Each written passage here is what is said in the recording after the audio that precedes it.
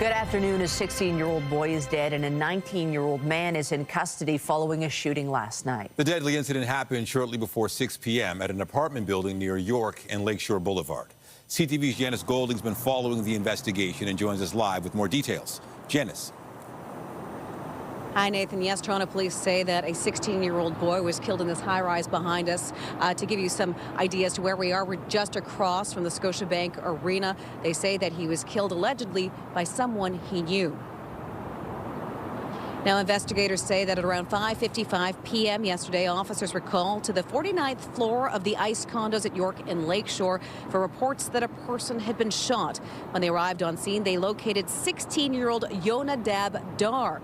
Police say a short time later, homicide investigators notified of an adult male by the name of Elijah Chapman. He turned himself into 51 Division, and police say the 19-year-old was charged with second-degree murder. Now, police did not say how many people were inside the unit at the time of the shooting. Investigators believe Dar was slain early Sunday morning, although the gunfire was not reported to 911 until much later in the day. We spoke to people who live in the area, and they tell us it's very tragic that such a young person was shot and killed. However, they also say that there have been many complaints at the ICE buildings, reports of Airbnbs and people who should not be in the building in the past. We also have a clip now from Toronto Police. Part of the investigation is gathering all the evidence, and a critical part of that would be the internal cameras at the apartment building. So yes, it's something we're actively looking into right now. But I'd like to emphasize the fact that we are not looking for anybody else. There's no outstanding suspects at this time, and it was a isolated incident. Now, Chapman was expected to appeal in a Toronto bail court early this morning. This is Toronto's 6th homicide of the year. Reporting live from Janice Golding. Now back to Michelle and Nathan. Thank you, Janice. Niagara Regional Police are investigating a fatal shooting in St. Catharines. Police were called to the Carlton and Geneva Street area near the QEW shortly after 3:30 in the morning for reports of gunshots. When they arrived, they found a man inside a vehicle suffering from gunshot wounds. He was rushed to hospital where he later died. So far, police have not provided any information about possible suspects, and they're asking anybody with information to come forward. And police are asking for the public's help identifying a suspect in a fatal shooting back in September. Police have released this image of the suspect, as well as an image of a vehicle of interest. The suspect is wanted in connection with the fatal shooting of 26-year-old Joey Omar Black. He was shot in a plaza at Lawrence Allen Center on September 30th. He was rushed to hospital where he later died. Police are asking anyone with information to come forward. The SIU is investigating after a teen boy was shot by police in North York yesterday. This happened just after 3 p.m. in the area of Islington and Satterley Road. The police watchdog says an officer shot a 17-year-old boy during an interaction where police were trying to arrest the teen. He was taken to hospital with serious but non-life-threatening injuries. The Gun and Gang Unit Task Force was investigating, and basically it led them to a vehicle on Islington Avenue. There was the male in the vehicle and some other occupants. An interaction occurred and a single gunshot was fired. The male was wounded and taken to hospital where he remains in non-life-threatening condition. The forensic investigators with the SIU and other investigators are on scene and they're processing. They're taking photographs and they're also identifying witnesses, that sort of thing. So there will be interviews that will be conducted in the coming days, and that will give us more details into the circumstances of what happened. 4 suspects, including the teen who was shot, were arrested at the scene. So far, there's been no word on whether charges will be laid. Jury selection is underway in the trial of 2 suspects accused of killing OPP Constable Greg Percella. Brandy Stewart Sperry and Randall McKenzie are both charged with first-degree murder of Constable Greg Percella. He was gunned down while on duty near Hagersville while responding to what normally would have been a standard call for a car in a ditch. McKenzie was out on bail at the time he allegedly killed Officer Percella. Jury selection is scheduled to take 2 days. The entire trial is slated to last 6 weeks. Still to come on CTV News at noon. Today marks the first full day of the federal election campaign. We'll have the latest from the campaign trail a little later in the newscast. An Ontario court is hearing arguments today against a new law which will close some supervised consumption sites. 10 sites, including 5 in Toronto, are set to close by April 1st. CTV's Queen's Park Bureau Chief Siobhan Morris has been following the legal battle, and she joins us live now with more. Siobhan. This is really a discussion, Michelle, that comes down to the wire. Those sites are slated to close by the end of the month, so next week, really just a matter of days. I'll show you what's formed outside the courtroom here. We have people lined up for a demonstration that we understand will begin in earnest around 12:30. Inside, lawyers have been making their case that this law that closes supervised consumption sites violates the Charter of Rights and Freedoms and the Constitution. The issue here really is the right to life, liberty, and security. They argue, the lawyers behind this case do, that closing these supervised consumption sites violates their rights by forcing people to do things who use drugs, by using drugs in more dangerous environments. It makes them more liable to criminal prosecution. Again, those arguments will be heard today and again tomorrow. We don't know at what point the judge will make a decision about whether or not these sites can remain open. But again, time is of the essence here with those sites slated to close, moving towards a more sites that focus on recovery and treatment rather than drug use. Those are set to open at the beginning of April. Reporting live, I'm Siobhan Morris. Nathan and Michelle, back to you. Thank you, Siobhan. Hudson's Bay Company will begin liquidating most of its stores today. All but 6 locations will be selling off their inventory, with the company aiming to finish the liquidation by mid-June. For more on this sell-off, we're joined live by CTV's Mike Walker. Mike. Michelle and Nathan, you can see the parking lot here at Scarborough Town Centre outside the Bay is packed. Shoppers we've been speaking with today say this is a bittersweet day, as most Bay locations will shutter in just a matter of weeks as the company continues to search for ways to restructure. But if you're out looking for huge discounts, retail analysts say don't get your hopes up just yet. This morning, people were lining up before the doors even opened at 11. Some tell us they were here looking for bargains, but many said they were also showing their support for Canada's oldest company one last time. Now, this comes after an Ontario Superior Court judge approved Hudson's Bay liquidation plan to close most of its 80 locations and sell off the inventory, affecting more than 9,000 jobs. A total of 6 stores are being saved for now and omitted from liquidation, including the Bay's flagship store on Yonge Street, as well as Yorkdale and Hillcrest malls. It's important to note during this process, the company is accepting gift cards until April 6th, but loyalty points cannot be used. Now, some shoppers tell us they're not seeing the huge discounts they were anticipating. Retail analysts say the discounts will likely be gradual and get steeper as time goes on. I'm very sad about this. My mother used to work for the Bay in downtown, and she retired when she was working at Simpson's. And it's been part of the family, let's say. Because it's an icon. I know it's not owned by a Canadian, but still, the history's here. Long time. We're going to lose some of our options for purchasing things, and we're more going into the store and looking for something as opposed to doing it online. They have an obligation to the creditors to try and actually optimize the value of that inventory. And there's about $315 million worth of inventory. So the tendency in these situations is not for sort of an immediate blowout, 50% off kind of thing. They will gradually mark down the price of products. Now, Hudson's Bay expects this liquidation process to wrap up by June 15th and plans to be out of the stores by the end of June. Reporting live, I'm Mike Walker. Back to you. Thank you, Mike. A note for subway riders: there will be an early nightly closure on a portion of the TTC's Line 1 this week. Starting tonight and lasting through to Friday, service will end at 11 p.m. between Finch and Eglinton stations. The early closure is a result of track work in the area. Lawrence and North York Centre stations will be closed, but all other stations will be open. Shuttle buses will run in place of trains until the end of service each night.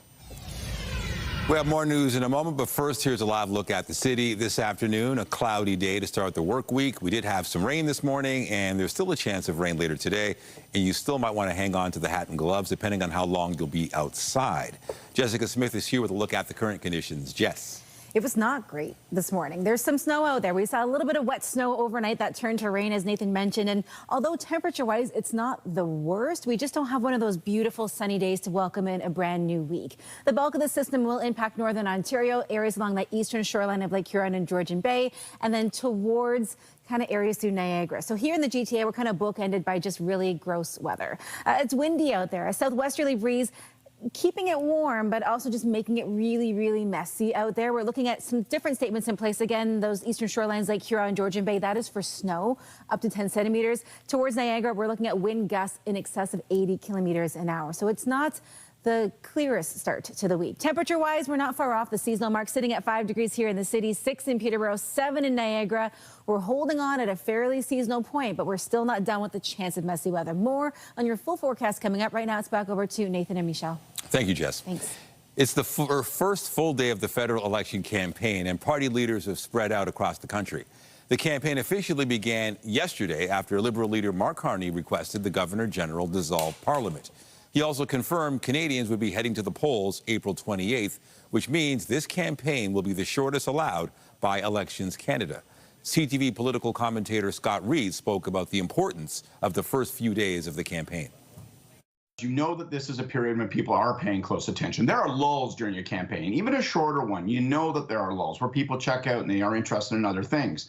So you want to make a big, strong impression. The other thing you want to do, you want to sink every possible resource into defining the ballot question for voters. What I mean by that, that's, wanker political speak for what will be on people's minds when they cast their ballot on April 28th.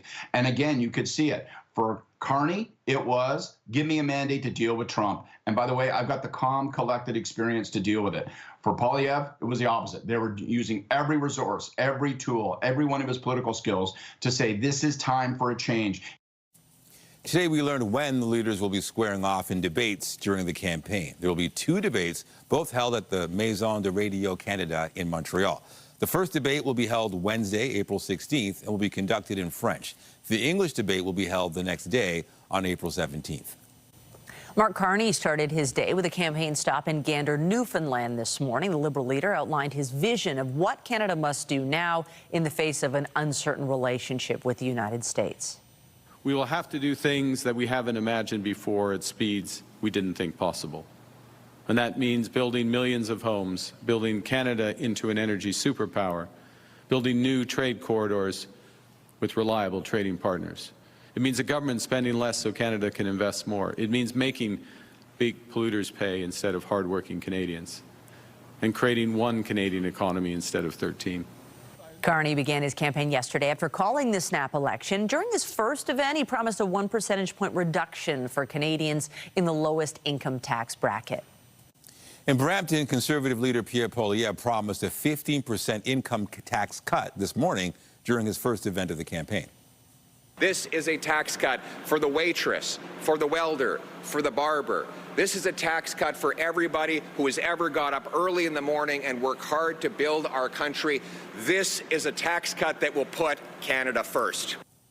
Pierre Poilievre says the tax cut would result in a savings of about $900 for a Canadian who makes $57,000 a year and $1,800 per year for a dual-income family.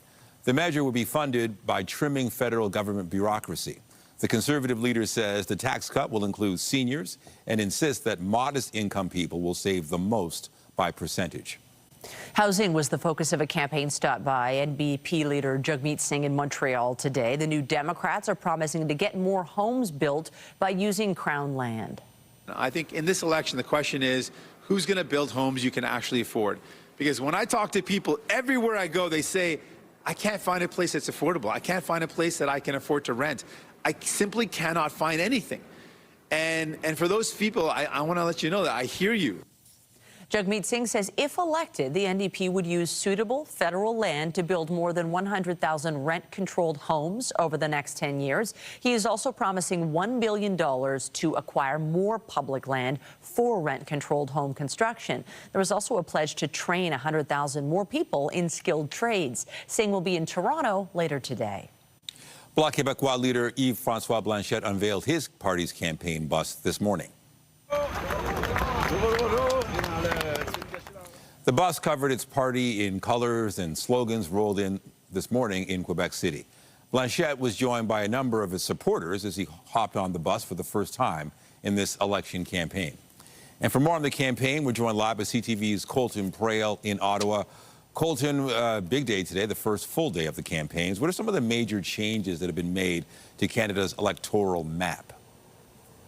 Well, Nathan, for the first time, we are in a new electoral map. There's 5 additional seats. We're going from 338 that we have had for the last decades up to 343, for the first time. There are 5 new seats in the House of Commons, 1 in BC, 1 in Ontario, 3 in Alberta. But we have seen massive changes across the country. Of those 343 ridings, 295 of them look different than they did in the last federal election. We are talking about 48 ridings across the country that haven't changed.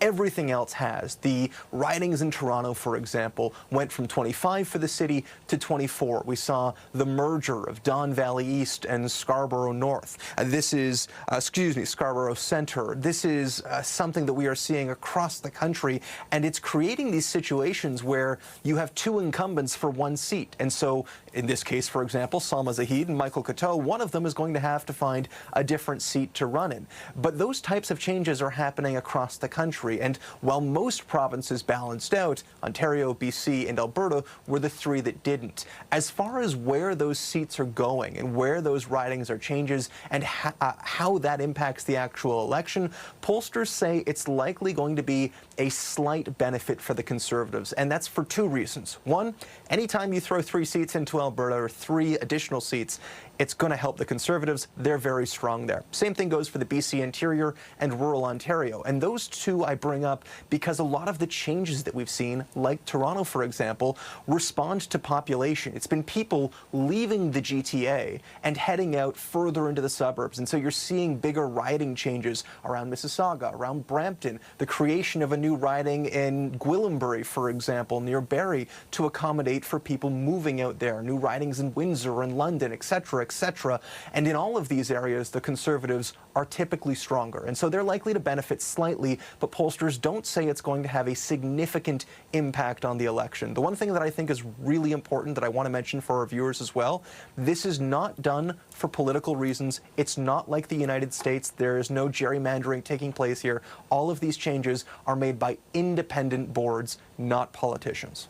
All right, good to know. CTV's Colton Prail with the latest from the campaign trail. Thank you. Anytime.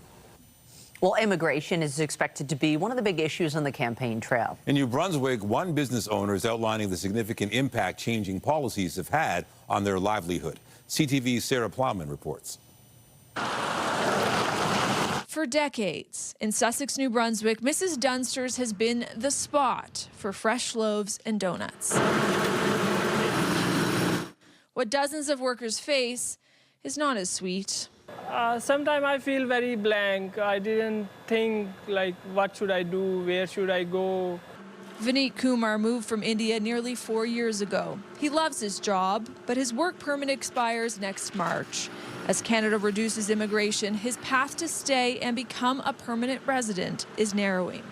I wish I could stay for a long time. Ottawa slashed its immigration targets for international students, workers, and permanent residents, arguing it'll alleviate pressure on housing, infrastructure, and social services. New Brunswick spots for permanent resident nominees were cut by half. Priority will go to those in healthcare, education, and construction, slimming others' chances. Tariffs are not the top threat to this bakery. The biggest threat to our business is immigration policy and the lack of available workers. Mrs. Dunster's already expanded. Its owner plans to double its size. A fifth of the staff are like Kumar, here on a temporary work permit. The owner wants immigration to be handled with a regional approach. I'm sure that different provinces have different needs. Our province needs more immigrants. It's cutting the number in half, cutting the number below the number of people that are actually already here working on work permits makes no sense whatsoever. Employers and workers face a serious challenge, says this immigration lawyer. For the first time in my career, I'm finding myself in a situation where I have to tell people there's nothing we can do for them. With no certainty, this baker has questioned if he should stay, but he's chosen to hold out hope to become a permanent resident. Ottawa says its plan focuses on well-managed, sustainable growth. A spokesperson in New Brunswick says there are substantially more foreign workers here than they have available nominations. But talks are ongoing with the federal government to try to increase this province's number of nomination spots. Sarah Plowman, CTV News, Fredericton. At least 5 people, including a Hamas leader, have been killed by an Israeli airstrike on a hospital in Gaza. Israel says it targeted the leader specifically and used precision in an effort to minimize damage to the site. Hamas says the political leader was being treated at the hospital when the airstrike hit the surgery department. The deadly attack comes a day after Palestinian health officials announced the death toll from the war between Israel and Hamas had topped 50,000. American and Russian negotiators met in Saudi Arabia this morning to discuss a potential ceasefire deal in Ukraine. The Kremlin says Russia and the U.S. have a common understanding of the need to end the war in Ukraine. So far, the talks in the Saudi capital of Riyadh have focused on issues like shipping security in the region. Last week, both Ukraine and Russia agreed in principle to a limited ceasefire. However, both sides have accused the other of undermining efforts to stop the fighting. Young athletes gathered in Halifax to pursue their Olympic dreams this weekend. They showed off their skills at an RBC training ground event. CTV's Jonathan McInnes has the details. It was a day for these young athletes to test their limits. Representatives from 15 national sport organizations watched for those who excelled in speed, strength, power, and endurance evaluations. I heard rugby's one of their sports, and everybody says I should join rugby. This is the 10th year RBC has hosted the training ground program. So far, it has been instrumental in identifying and developing Olympic-level athletes. To date, 21 individuals have represented Canada at the Games. 14 Olympic medals have come from this program, from the Beijing Games, Tokyo Games, and these past Paris Olympics. There will no doubt be more, especially with 4-time Olympian Ellie Black cheering them on. It doesn't matter where you come from. If you have a dream and you have a community around you, dream big and go for it. Black says keeping an open mind is key, as an athlete might test well for a sport they don't know much about. Come in, try your best, not stress about it, but also open your mind and your eyes to possibility. The top 100 athletes from qualifiers like this held across the country will advance to the national final, and up to 35 of them will receive funding and resources to further their Olympic dreams. Eli Nowlin has been close in the past. The sprint canoe kayak athlete is hoping this is his year. I went to the final twice, actually. I haven't gotten any funding, so I'm just trying to get funding this year. 184 Olympic hopefuls participated in the Halifax event. RBC Training Ground's next stop is in St. John on April 13th. All athletes aged 14 to 25 are invited to come out. Jonathan McInnes, CTV News, Halifax. Well, the unsettled weather trend continues as we kick off a brand new work and school weekend. Temperatures are trending a little closer to seasonal than they were over the weekend. We should be around 7 degrees this time of year. Over the weekend, especially through Sunday, it was a little cool, topping out just around the freezing mark. Now, as we head into this afternoon, we'll sit at 6. So yes, closer to seasonal, but it is unsettled with really gusty winds. Coming up, I'll have a full look at your long-range forecast for the week ahead.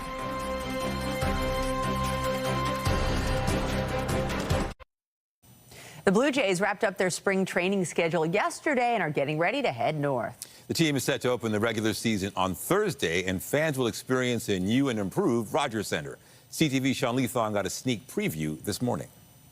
Well, it's just a few days away from opening day at the Rogers Centre. The field's almost ready, but the fans all want to see what's going to be new at the stadium this year, and I'm standing in one of the newest locations. This is called Club 328, and it's directly down the right field line. This is a new experience for fans. As you can see, you're very close to the field, right up against that fence, and the Club 328 name comes from the idea that you're 328 feet from home plate, right in the corner. But there's much more to it than what you may see right here at this experience, as you can walk all the way down this giant hallway. Now, when they redid the stadium in the last 2 years, they did the 100 level last year, the year before that, they did the outfield, and they wanted to just clean things up and make it a little bit more exciting for fans, and this is one of the areas they had to come through. They built this giant bar to give fans that cool experience for the in-game experience. A little while ago, I spoke to Buck Martinez, Blue Jays broadcaster and former player, about what to expect here and from the team. It's not Exhibition Stadium, I'll tell you that. It's fabulous. What they've done in the last 3 years is remarkable, because we all know that this was a multi-purpose stadium when it was built, and now it's a baseball park. There's no question about it.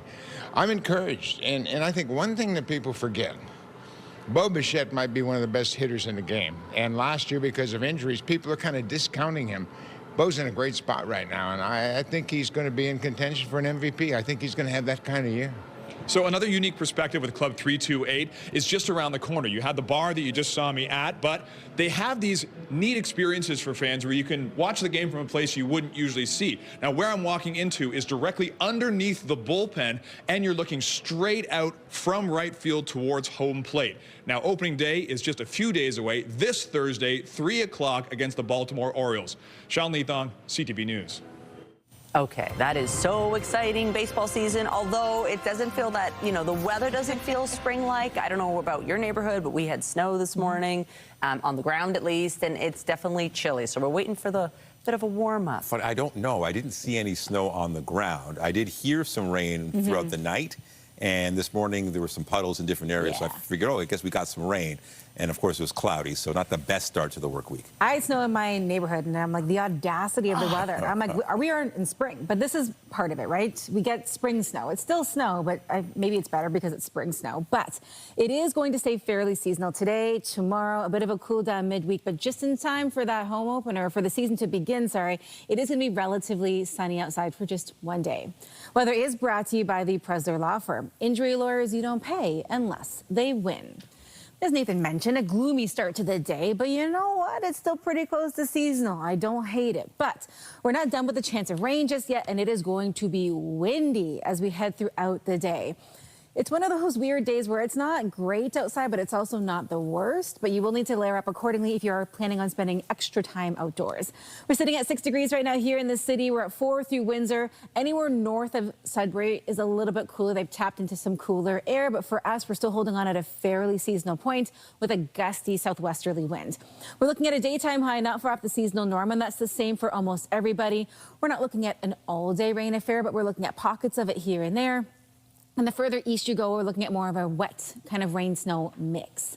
As we make our way in towards the evening, we're a little bit above that seasonal point, so we hold on to a lot of the warmth thanks to that warm southwesterly wind really sticking around as we head through the overnight hours. Areas towards Owen Sound, Perry Sound, Elliott Lake, we're looking at some statements in place for snow. They're looking at up to 10 centimeters. Different story for Niagara. They're looking at the wind. We are smack dab in the middle, so we're not quite getting that snow. It's that wet mix or rain, but we're also getting the really gusty winds in and around 50 to 60 kilometers an hour throughout the afternoon. The bulk of the system is going to make its way through northern Ontario, but we get the tail end of it, and there's a bit of a trough, that blue dotted line that will extend off of that, including some cold air sinking its way down thanks to a cold front. All this to say it's just going to be unsettled and kind of gross over the next couple of days.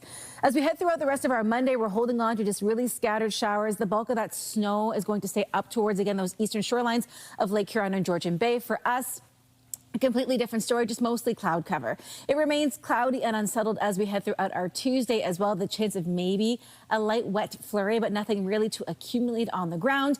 And then we get in towards our Wednesday, things start to push out, but it really isn't until Thursday where we see the return of a little sunshine, but that sunshine is short-lived. Temperature-wise, very seasonal as we head through your Monday and Tuesday, a little bit of a cool down midweek. The sun comes out just in time for Thursday, and then we see a return to that really messy, unsettled weather as we head through your Friday, Saturday, and Sunday with the potential of freezing rain as we step in towards the weekend. Nathan, I'll send things back over to you. All right. Thank you, Jess. Thanks. The Raptors will be looking to snap a 4-game losing streak when they take on the Washington Wizards tonight. Walter to Mobo and a two-handed slam. So Raptors got it back to 14. The Raptors are coming off a 123-89 blowout loss to the San Antonio Spurs last night. Tip-off for tonight's game against the Wizards is set for just after 7 in the U.S. Capitol. And March Madness is underway, and many Canadians are making their names known during the tournament. Now, CTV's Alex Carpa reports one Manitoba-born player has already made history. She's got a little fire in her, a little feistiness, so that's a good quality to have as a basketball player. Dan Becker is proud of his daughter, Tana, who is playing basketball in the States. This is when she committed to University of Kentucky. Tana is a freshman guard who joined the school's team last March, and now she's the first Manitoba-born woman to compete in what's likely the world's best-known college basketball tournament. Dan also played college basketball and competed professionally in Europe. He now coaches in Winnipeg and has been doing so since Tana was 8. From the minor leagues, Tana played prep basketball in Ontario before going to the States. Of all my kids, she's the one that's the feistiest. You know, she's the one that gives you a little lit back in the house, has her own opinion, doing different things, but she also has that on the court. Tana is one of 29 Canadians competing in this year's March Madness tournament. Canada has the highest number of representatives on men's and women's teams outside of the U.S., followed by Spain and Australia. If there's any talent, whether it's size, athleticism in any part of the country, it gets found pretty easily. Wes Brown should know. He helps pro teams scout for top Canadian players. He says there are several Canadians who will make a difference in this year's tournament, including Ontarians Will Riley and Ryan Nemhard. A ton of really high-level talent, some kids that'll be first-round picks, some guys that are in the second-round conversation. So it's talent, they're on good teams, and they have draft potential as well. There's Tana, she's with Kia Nurse. Tana already met one of her idols, Canadian WNBA star Kia Nurse, who's also a guard. It's been a great experience so far for her, so it's really impressive and it's exciting to be a Canadian hooper right now. And of course, her dad thinks it's just a matter of time before this 19-year-old goes pro too. Alex Carpa, CTV News, Winnipeg. Still to come, outlining the importance of sleep. New research is indicating just how important getting a good night's rest is. We'll have those details when we come back.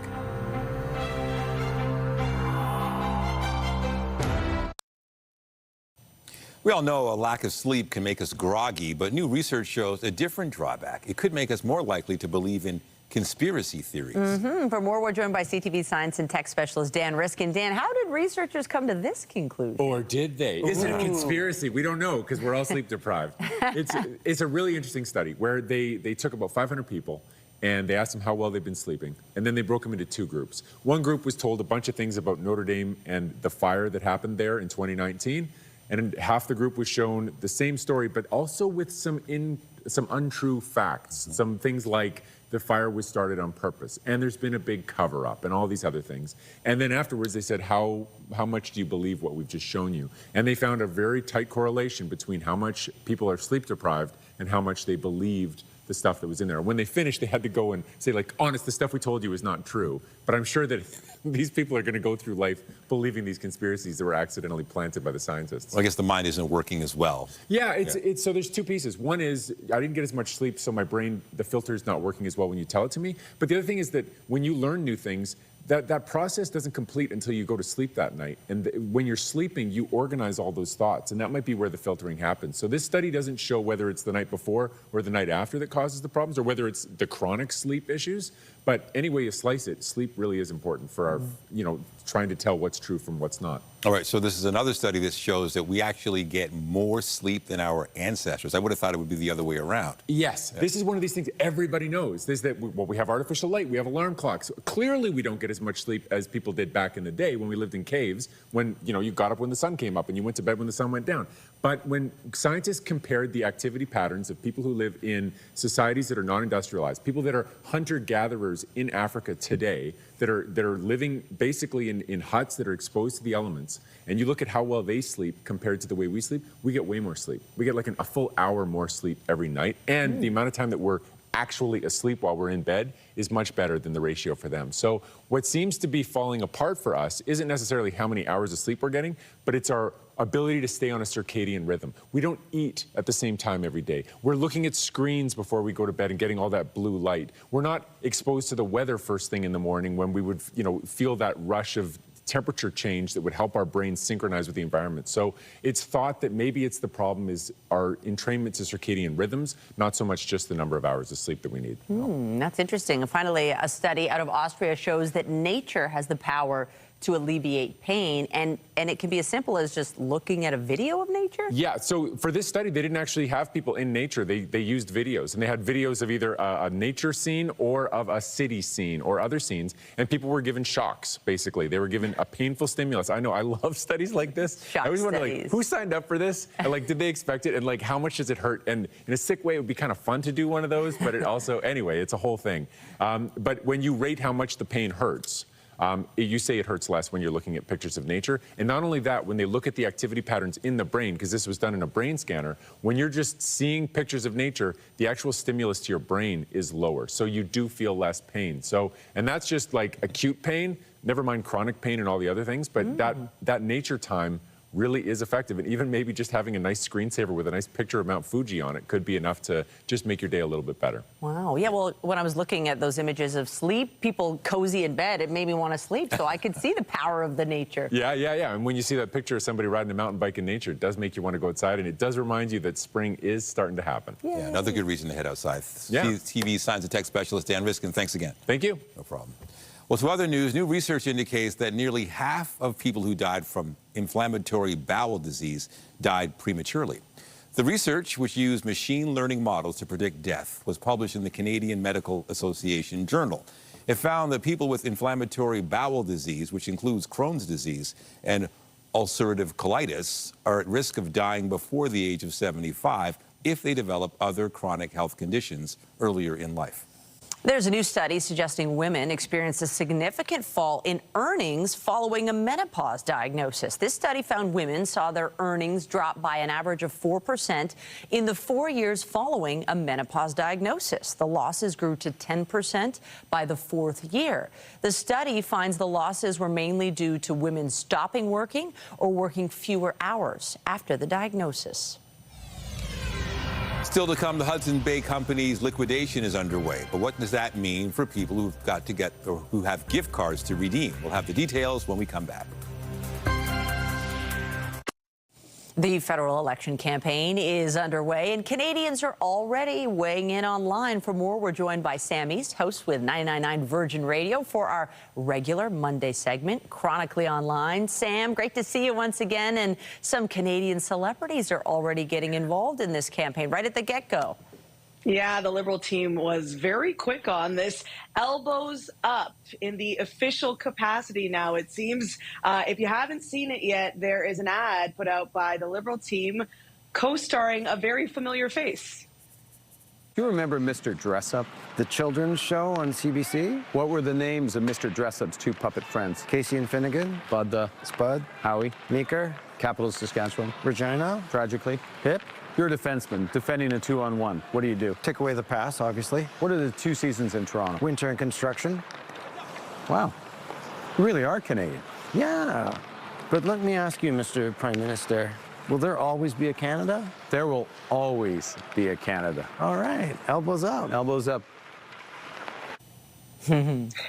Well, we know what that reference is, right? A couple weeks ago, Mike Myers was on SNL, and he did the elbows up reference towards the end of the episode. And that has kind of sparked a movement, so much so that the Liberal Party has tapped Mike Myers in this ad ahead of the federal election. And the interesting thing here is, if you look into the comment sections, wherever this video is posted, wherever you land on the political spectrum, wherever your political values lie, the theme that seems to be emerging is this desired solidarity, unification in the face of the conversations that have been taking place over the last several weeks. And there was that Elbows Up rally at Nathan Phillips Square over the weekend. And really, I mean, this campaign is just so interesting. And now suddenly every single party is rallying around the same thing, and it's our sovereignty, you know, that is under threat.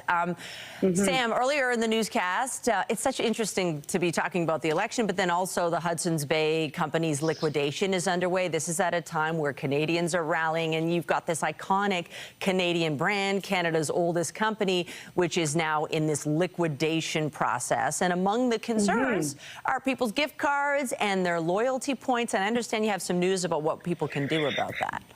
Yeah, there's a lot of talk right now about that Canadiana, right? Because HBC, as we know, it's a symbol of Canadiana. But what happens to your gift cards? What happens to your HBC rewards? A lot of people collect that. good news. If you do plan on taking part in the liquidation sales, your HBC gift cards will be valid until April 6th. Okay, so after that, they may not be usable, which could be a challenge. There's apparently over $24 million in unused HBC gift cards just floating around right now. So that could be you. Check your wallets, check your pockets to make sure that something's not going unused. Unfortunately, if you are an HBC Rewards member, that loyalty program will not be honored in this process. And the sad part about that is about $58 million in outstanding points are still floating around. That's why when I'm at the checkout and they say, do you want to use your points? I say, yeah, let's go. You know? Yeah, please. Before we let you go, since we're talking about this, what has the reaction been online from Canadians amid the Hudson's Bay situation? It's sad to see this company go out this way. Yeah, I think there's a lot of nostalgia, right? That's when social media shines. A lot of nostalgia, a lot of people posting their outfits that they may have collected over the years, maybe the Olympic merchandise that they have, and a sadness. There's a real sadness because this company has been a landmark for all of us as long as we've been here. And so the nostalgia is running deep with the online reaction. Definitely the window shopping downtown. I know. Sammy's, great to have you with us on this Monday. Great way to kickstart the day. You can catch Sammy's 99 Virgin Radio from 2 to 5 p.m. Have a great show. Thank you, Michelle. Well, Disney released its latest remake of a beloved animated classic this weekend, but it didn't exactly have a fairy tale debut. It was my father's kingdom, a place of fairness, but the Queen changed everything.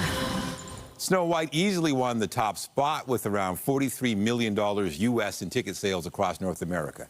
That's well short of the movie's reported budget of more than $250 million. Spy thriller Black Bag was able to hold on to second place with $4.4 million, and Captain America Brave New World wasn't far behind with $4.1 million. Coming up, bringing lacrosse to the next generation. The Ottawa Black Bears hosted a clinic this weekend aimed at growing one of Canada's national pastimes.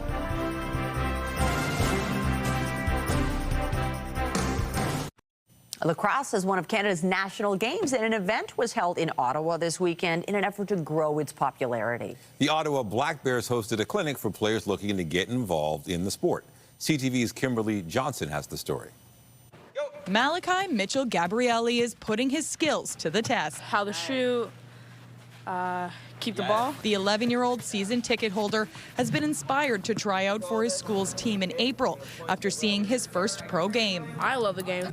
About 30 kids joining members of the Ottawa Black Bears team for its Learn Lacrosse event at the Canadian Tire Centre Sunday. The team says they wanted to give kids of all ages who may never have tried the game a chance to learn from the pros. I love lacrosse because you can cross-check. I really like shooting. Come over, shot. I grew up in Ottawa, and I've never had something like this or this opportunity to really have the game be introduced this way. This is the club's first season since moving to Ottawa. The city last had a professional team in 2003. We're playing on the floor that the Black Bears play at, and it's an amazing arena. This is actually where hopefully some of these kids will be playing one day, right? It was actually great to see the ones that couldn't really even pick up a lacrosse ball at the start, and by the end of it, they were slinging the ball off the glass and having a blast. Sophie Green is a volunteer lacrosse coach. She says the sport is growing among girls in Ottawa, with Nepean having the most girls registered in Ontario this year. She feels events like this are important to expose kids to a game they may otherwise feel shut out from. They're out here and they see other girls and you see the smile on their face. You see them start to fall in love with the game, and then you let them know that there are girls' teams to play for. 6-year-old Tiago loves hockey and baseball and wanted to give this a try. His dad says next they'll take in the afternoon game against Colorado. It's a great feeling because he comes out of his comfort zone. He's learning something new, a new skill, and it just makes you feel good that, you know, you see your little one developing. Kimberly Johnson, CTV News. It does look like fun. I played lacrosse in gym class back in the day. It's a fun sport. I wish I was introduced to lacrosse. I have to say, I got to Google the rules. You know a bit about it. It's a lot of fun, but I feel like it combines a lot of running. So your cardio has to be top notch. But kudos to everybody who ends up kind of getting into lacrosse. And I remember being in Regina and in towards Saskatoon. They have a really great lacrosse team up there, the Rush. So if you're looking into playing, there's some really great teams right across the country. It's a good thing that sport's inside, because a day like today, you don't want to be outside playing really most sports. Is it the worst? No. But is it great? Also no. So we're in this weird in-between. But the good news is we're fairly seasonal as we head throughout the day.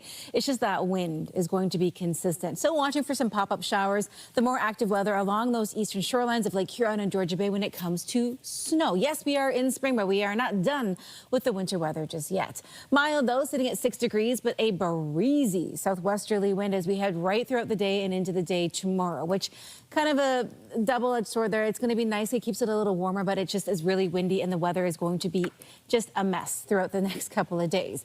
We do get a bit of a break as we head in towards Thursday. Hold on to that sunshine, because that is the only consistent sunshine we really have throughout the entire week. But that's spring in a nutshell. All right. Thank you, Jess.